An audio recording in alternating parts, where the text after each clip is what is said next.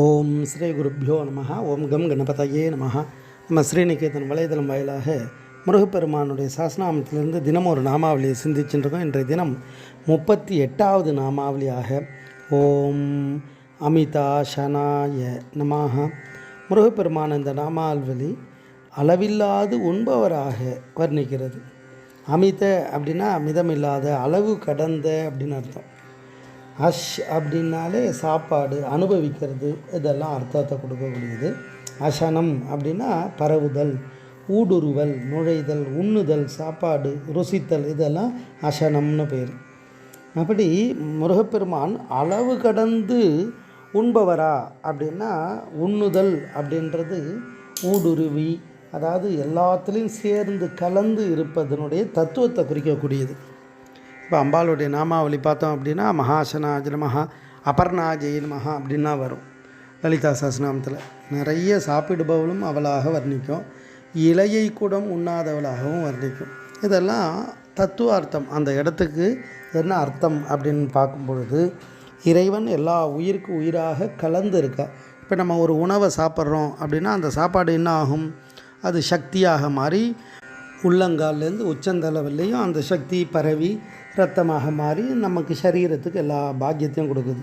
அப்படி நம்ம உடம்புல இரத்த சக்தியாக இருக்கவரும் முருகப்பெருமான் தான். அதனுடைய தத்துவார்த்தத்தை குறிக்கக்கூடியது. நிறைய சாப்பிட்றது அப்படின்றது முழுமை, அதாவது மன நிறைவை கொடுக்கும்.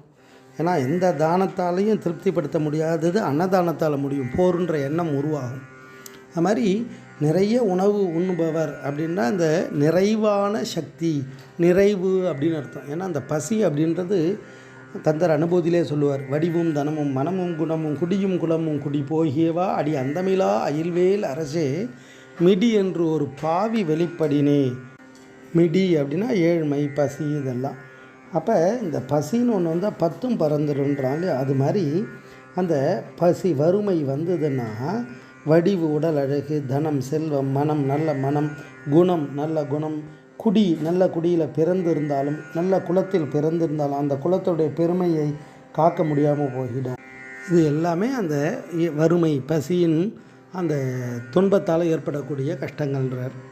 திருப்புகழில் கேட்கும்பொழுது அழகாக வர்ணிப்பார். கருவின் உருவாகி வந்து வயதளவிலே வளர்ந்து கலைகள் பலவே தெரிந்து அதனாலே கரிய குழல் மாதர் தங்கள் அடிசுவடு மார் புதைந்து கவலை பெரிதாகி நொந்து மிக வாடி ஹரஹர சிவாய வென்று தினமும் நினையாமல் நின்று அறுசமய நீதி ஒன்றும் அறியாமல் அசனமிடுவார்கள் தங்கள் மனைகள் தலைவாசல் நின்று அனுதினமும் நாணமின்றி அழிவேனோ அப்படின்னு கேட்பார்.